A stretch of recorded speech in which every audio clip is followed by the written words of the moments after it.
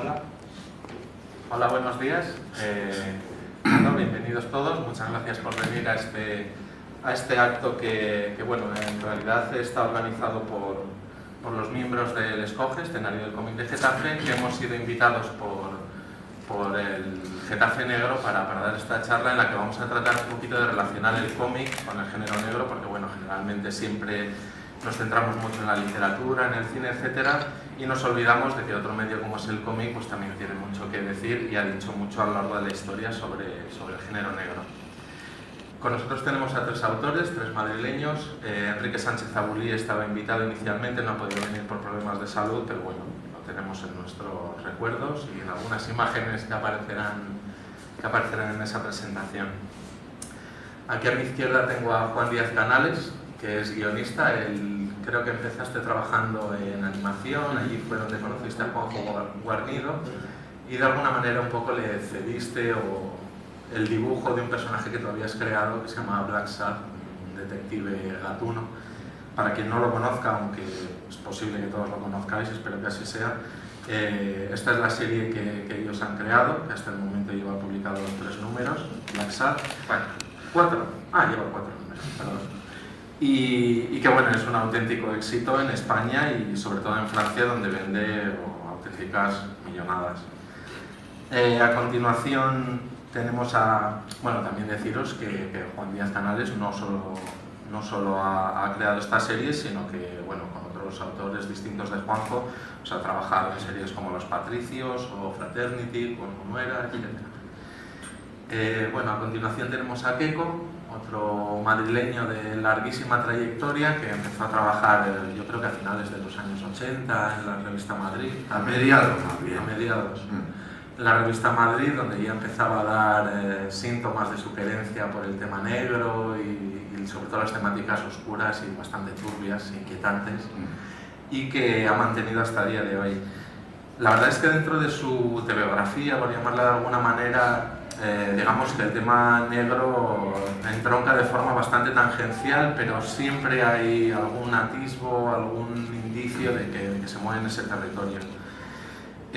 Bueno, tal vez como cómic negro más negro suyo se puede mencionar El amor duele, que guionizó Ramón de España. Sí, y que casualmente es en color.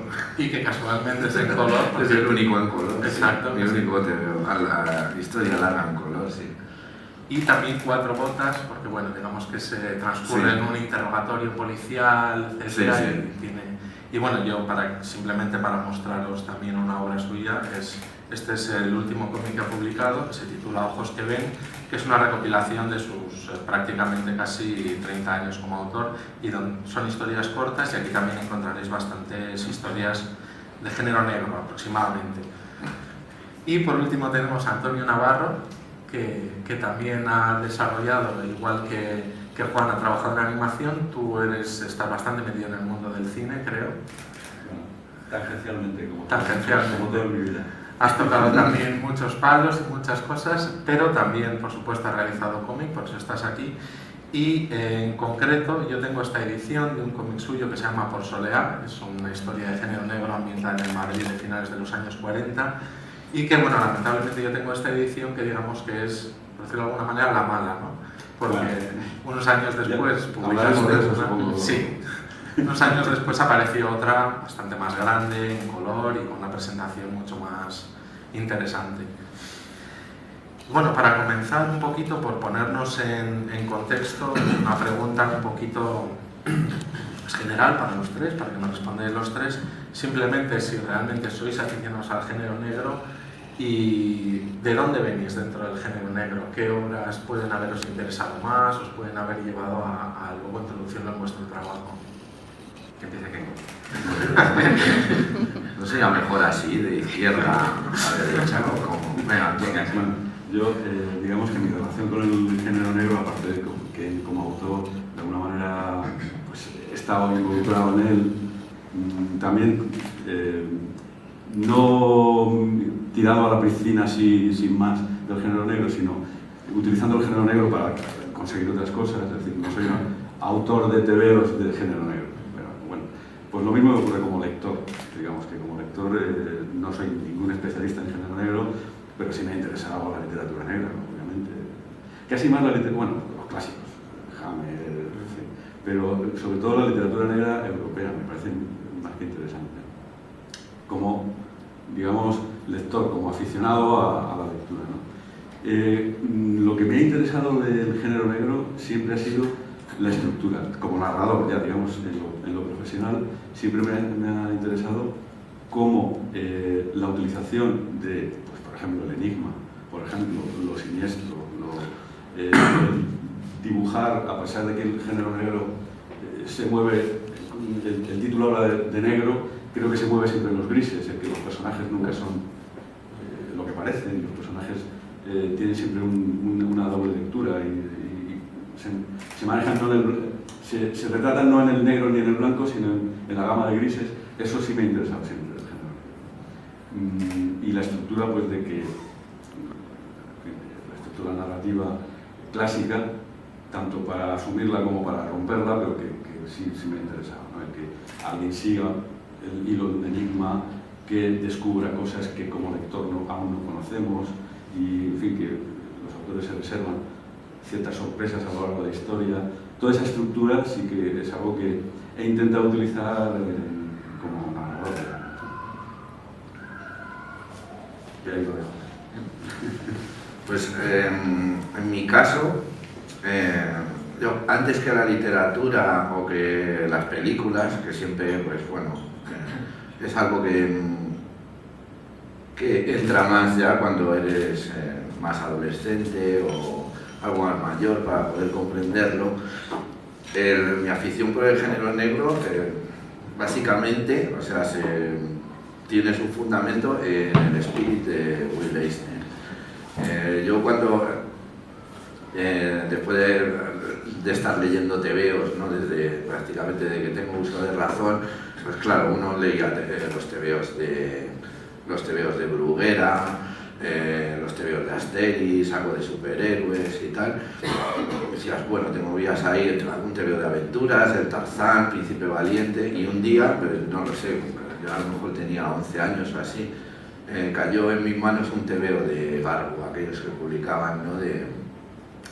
Con Spirit, y aquello para mí fue, o sea, el acabose, ¿no?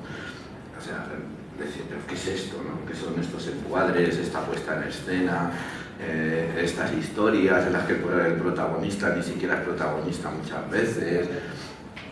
Y a partir de ahí, o sea, a partir de Spirit fue cuando me interesé por ese tipo de historias y narraciones, ¿no? Que yo había leído básicamente por lo que todos leemos de niños, ¿no? A Stevenson, a Julio Verne, etcétera, ¿no? Y a partir de ahí empecé a decir, ¿qué hay de equivalente? También hay que tener en cuenta una cosa, lo de género negro, yo, claro, cuando yo era pequeño no se hablaba de género negro, o sea, esto no... Se hablaba de relatos de misterio, policíacos, pero el género negro, que para mí se distingue muy claramente de lo que es la narración policíaca convencional, que estaría representada, digamos, pues, por Agatha Christie, Sherlock Holmes y tal. No sabíamos todavía que había otra cosa que era el género negro, que serían, pues, en aquella época los americanos, claro, ¿no? Chandler, Hammett, James Crane. Entonces yo empecé a leer libros de estos precisamente por el impulso que me dio la lectura de los tebeos de Spirit, ¿no? Y a partir de ahí el cine. Yo, o sea, tengo que decir que soy un enfermo del género, aunque, como dice Antonio, al final resulta que todos vamos a haberlo tocado tangencialmente, ¿no? Pero, porque yo creo, no lo sé, si es porque el tebeo también, al ser un arte y un medio que ha bebido de tantas cosas, es difícil encontrar cosas puras en él, ¿no? Y en el mismo Spirit incluso hay críticos que no lo consideran una narración negra pura, ¿no? Sino porque mezcla géneros, el tema del humor, por ejemplo, también lo aleja, ¿no? Y siempre a lo mejor hablan más de Dick Tracy o del agente secreto X9 o el Rick Kirby de Alex Raymond. A mí, sobre todo, y ya para terminar, yo sobre todo he bebido en el tema de las atmósferas, lo que también comentaba Antonio, la ambigüedad, la dualidad de los personajes, y sobre todo una cosa que yo creo que es inherente al género negro, pero que también viene a lo mejor de la novela victoriana, que es las cloacas que hay debajo de las apariencias inmaculadas, ¿no? En las novelas negras pues vemos cadáveres en las piscinas de las mansiones y los empresarios son siempre los malos. Esto es una cosa que a mí me entronca pues con la dualidad del relato victoriano, ¿no? La de, pues, yo qué sé, pues, El corazón de las tinieblas de Conrad, ¿no? Que debajo de la civilizada fachada, ¿no? de la sociedad occidental, y esto se ve también ahora con los suecos, ¿no? Pues hay sombras, ¿no? Muchas, y esto es a mí principalmente lo que siempre más me ha interesado del género. Y paso la palabra a mi compañero. Gracias. Parece lo mismo. Pues un poco lo mismo. Yo creo que, digamos que para mí la puerta de entrada fue más el cine. Las películas estas de los años 40 y 50, las protagonizadas por Bogart y Lauren Bacall, Joe Houston, etcétera, etcétera. Yo creo que fue un poco el momento de, esto me resulta súper atractivo y me gusta mucho, ¿no? Y no tanto por el aspecto que es casi siempre que más se subraya, ¿no? El aspecto del código y de los ambientes, que también, ¿no? que estaba diciendo que es una cosa que es muy atractiva. El ambiente oscuro, de subterráneo, de la otra cara, de la cara B de la sociedad, como por los personajes. Yo creo que a mí lo que me enganchó desde un principio y lo que me empujó a esa especie de mimetismo, que lo hace de una manera un poco inconsciente. Realmente empieza por gustarte una cosa y al final te acabas dándote cuenta que estás intentando hacer lo mismo, ¿no? Pues a mí lo que más me motivó siempre fueron los personajes, ¿no? Los personajes con el detective privado, digamos, a la cabeza, ¿no? Que es la imagen del héroe moderno. Es un tío que no tiene ni superpoderes ni nada, que normalmente suele perder la partida, pero que tiene una cierta integridad moral, ¿no? Es muy hijo del tiempo en el que nació y que desgraciadamente pues no se diferencia mucho del tiempo que vivimos nosotros ahora, ¿no?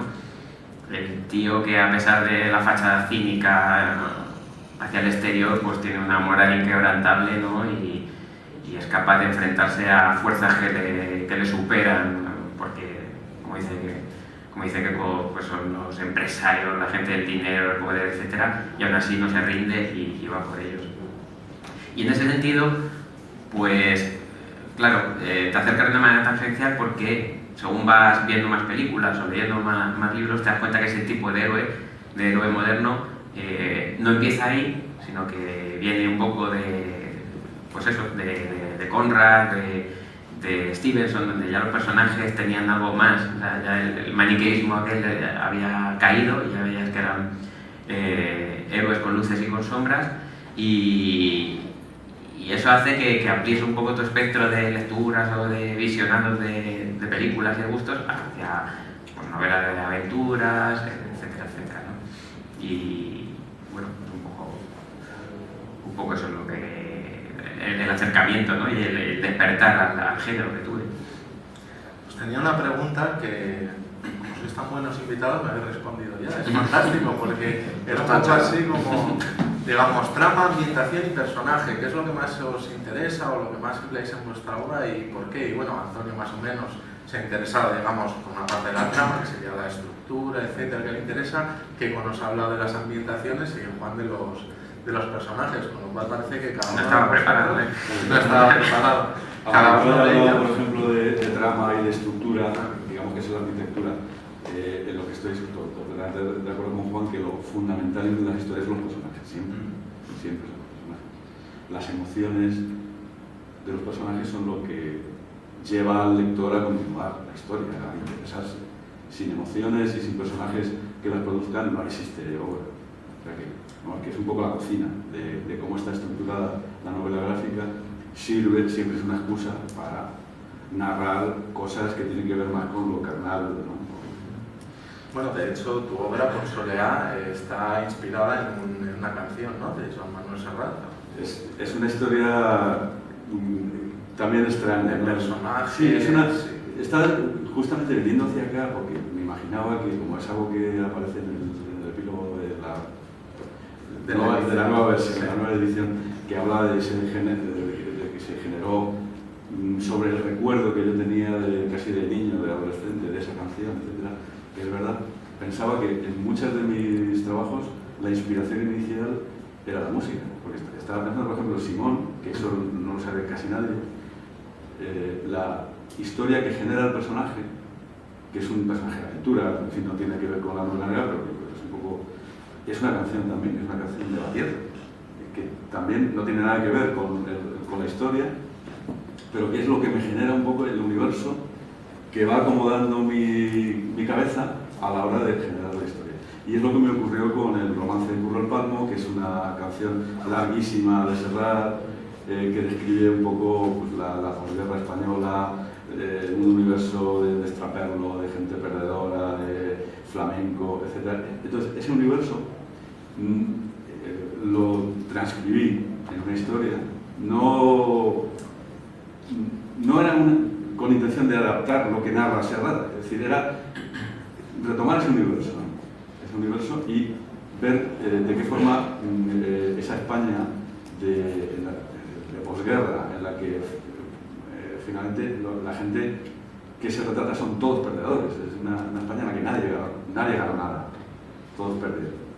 Y cómo era esa sociedad del año 40 y muchos, en la que ya la guerra había terminado y se había acomodado la sociedad a ese desastre, ¿no?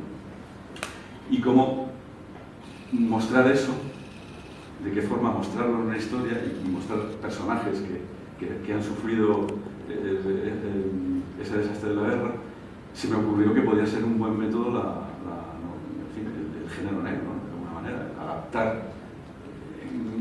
a veces conscientemente y a veces inconscientemente los arquetipos de la novela negra, la femme fatal, el perdedor, el falso culpable, es decir, una serie de elementos que hay en la novela negra muy a menudo surgieron. Ya digo, no soy capaz de recordar, porque también es otra de las cosas que me ocurre con Posoleá, que es una historia que tiene 20 años o más de 20 años, es decir, como parece que le estoy sacando partida a una historia que pertenece casi a mi infancia, ¿no? Pero por el hecho de la reedición y todo eso, pues siempre sale a colación y bueno, pues de alguna manera la génesis sí parte de ahí, de los recuerdos, de los guateques, cuando en fin, esa canción duraba tantísimo que podías estar bailando con tu chica durante minutos y minutos y minutos, y que en ese momento, con 15 años, yo ni siquiera tenía una noción exacta de qué es lo que describía, ¿no? Pero que mucho tiempo después lo recordaba y recordaba qué sociedad española retrataba Serrat en esa canción y me pareció interesante. Y en principio fue una historia corta, lo que generó eso fue una historia de 2 páginas o algo así, que también tenía que ver con un momento de cambio, que yo pretendía que fuese de cambio en lo estilístico, en lo gráfico. Estaba un poco intentando huir de lo que estaba haciendo gráficamente en ese momento y indagar por caminos nuevos, y me sirvió mucho el empezar con esa historia cortita de 8 páginas que algún tiempo después me generó una historia más larga, en que utiliza algunos personajes, cambia otros, da la vuelta un poco a la historia, a la trama, con relación a la historia corta, pero me permitió seguir indagando ahí. Eso fue como se generó. Y hablando un poquito del tema de la música, porque yo he oído a otros autores relacionar el cómic con la música, digamos, de otra manera distinta a la tuya, porque en tu caso viene, digamos, de unos recuerdos y de unas sensaciones que te producía la canción, pero hay autores que hablan de que, bueno, el ritmo del cómic en ocasiones se puede comparar con la poesía, con la música, etc. Quería preguntaros si vosotros, cuando hacéis vuestro cómic, tenéis una banda sonora en la cabeza o incluso una banda sonora que suena en vuestra casa mientras realizáis el cómic, si es una banda sonora de género negro, si es la canción de Jack the Knife todo el tiempo, o cómo es eso. Yo oigo música mientras dibujo, siempre. O sea, tengo constantemente puesta música a todas horas.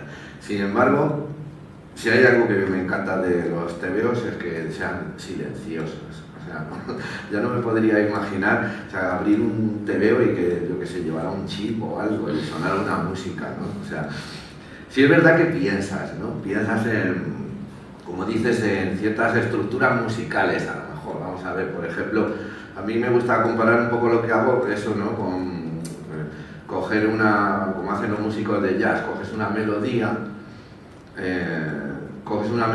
y vas improvisando sobre ella, una melodía conocida, yo que sé, como cuando Charlie Parker coge un estándar cualquiera, ¿no?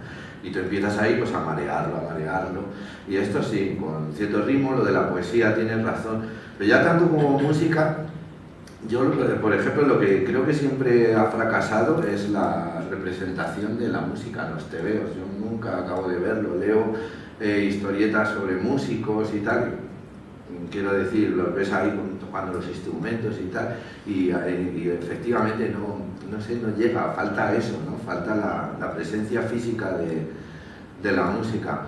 Yo la verdad es que a mí me gusta el silencio en los cómics. Hay TVOs que se han vendido con banda sonora. Sí, y yo no sé cómo va esto, porque ¿qué haces? ¿Pones el disco? Me estoy acordando de Cages, por ejemplo, que es un obrón, es una cosa maravillosa, de Dave McGee, que hay una edición donde ya unifican, o sea, es un trozo así de gordo, que venía con su banda sonora, que además el propio Dave McGee la compuso y tal.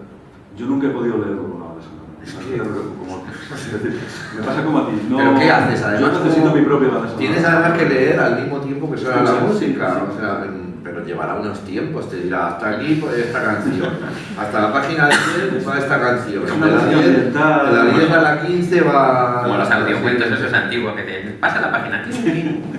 Es que claro, tenemos que tener, la música claro, tiene un tiempo, ¿no? Un tiempo en el que transcurre, pero los tebeos, ¿no? El tebeo lo coges, te recreas en las viñetas, ¿no? Es como en el cine, ¿no? Que te lo dan, el tiempo te lo dan marcado, tú en un tebeo puedes estar... Yo me acuerdo a lo mejor que cuando era pequeño me tiraba un mes leyendo un tebeo por eso, porque estaba mirando las viñetas una a una. Las 300 veces. Tiene una cosa... Yo en mi caso, por ejemplo, a mí me cuesta mucho escribir con música o crear con ruido y eso. Aún así lo tienes que hacer por circunstancias familiares, que no viene al caso. Pero, por ejemplo, es raro que me ponga música para inspirarme escribiendo porque, de hecho, si te la pones es casi como ruido para aislarte de fuera, poniéndote cascos. Porque te requiere mucha concentración, es un esfuerzo muy intelectual, muy abstracto y cualquier distracción pues es complicada. Y en cuanto a la estructura, yo creo que la clave precisamente es lo que dice Keiko. Es difícil imitar una estructura musical a la hora de hacer TVO porque el TVO no... la música es tiempo y los cómics son justamente todo lo contrario. Es un medio que rompe completamente el tiempo. Tú puedes ir adelante, para atrás, ¿no? Que es algo que yo lo he hablado, lo he discutido muchas veces con mucha gente cuando compara también el cómic con el cine.